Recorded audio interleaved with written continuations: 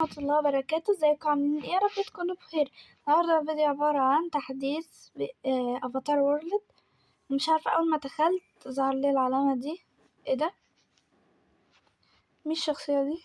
ايه ده؟ مش فاهمة يعني ايه. ثانية كده، عايزة اروح المكان اللي هو ده وانزل انا شوفوا شخصيتي. مفروض ايه يعني؟ مش فاهمة. ناخد ده كده مثلا يعني. ماشي، طب ونروح دي. طب انا لقيت دي. طيب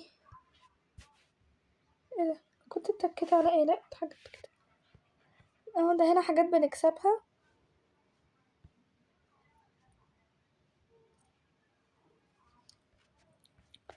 ماشي، بس هنا ايه ده؟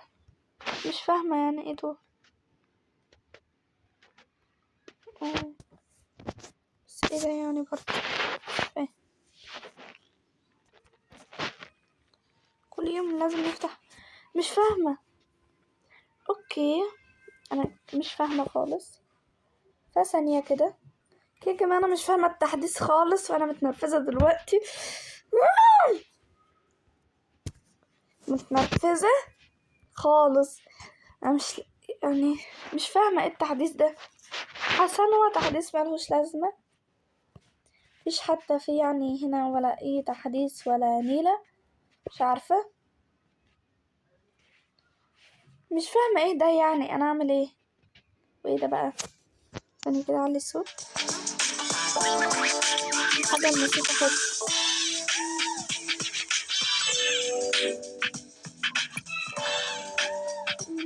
ده ليه؟ ده كل يوم تقريبا بنكسب ولا ايه؟ مش فاهم.